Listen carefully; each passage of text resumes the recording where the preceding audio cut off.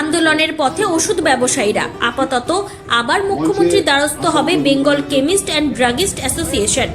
কোনো রকম ফার্মাসিস্ট বা প্রেসক্রিপশনের তোয়াক্কা না করে অবৈধভাবে ওষুধের ব্যবসা চালাচ্ছে বিভিন্ন বহুজাতিক সংস্থা বা অনলাইন ওষুধ বিক্রি কেন্দ্র।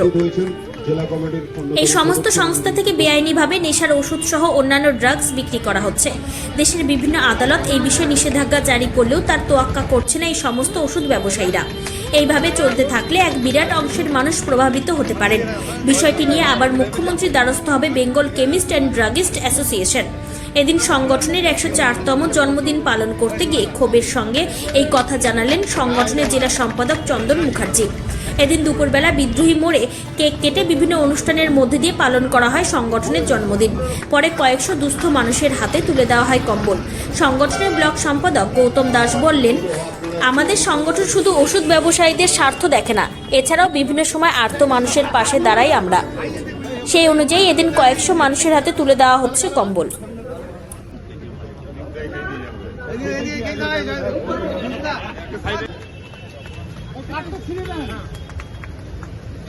এবার জেলা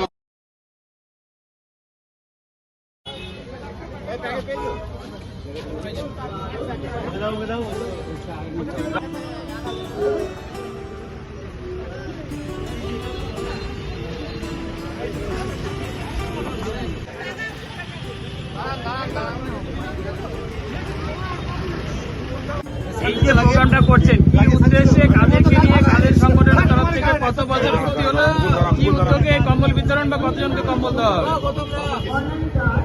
আজকে Bengal chemist and druggist association 104 বছর যার বয়স, আমরা বলি নবীন সংগঠন। ভারতবর্ষে এরকম কোনো ব্যবসায়ী সংগঠন বা কোনো সংগঠনই নেই যার 104 বছর ধরে একটা অরাজনৈতিক সংগঠন চলছে। এই সংগঠনের মূল উদ্দেশ্য হচ্ছে সদস্যের পাশে থাকা এবং আমাদের লোগো হচ্ছে সার্ভিস টু হিউম্যানিটি।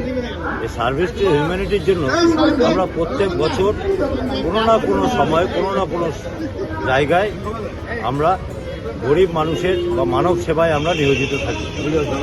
যদিও আপনারা দেখেছেন করোনার সময় যখন লকডাউন বেরোতে পারেনি, তখন কিন্তু এই ওষুধ ব্যবসায়ীরা তাদের জীবনকে হাতে রেখে তারা মানুষের সেবায় সাহায্য করে গেছে। তো আমাদের রাজ্য কমিটি, রাজ্য সম্পাদক শ্রী সজল গঙ্গোপাধ্যায় মহাশয়, ওনার ইচ্ছা যে সারা পশ্চিমবঙ্গের সমস্ত জোন, জেলা এবং রাজ্যে আজকে এই দিনটি উদযাপিত করতে হবে। সেই জন্য আমরা আজকে উদযাপিত করছি এবং তার সাথে সাথে গরিব মানুষকে যাতে কিছু আমরা উপকার করতে পারি বা গরিব মানুষের সাহায্যে কিছু আমরা করতে পারি, আমাদের লোগোকে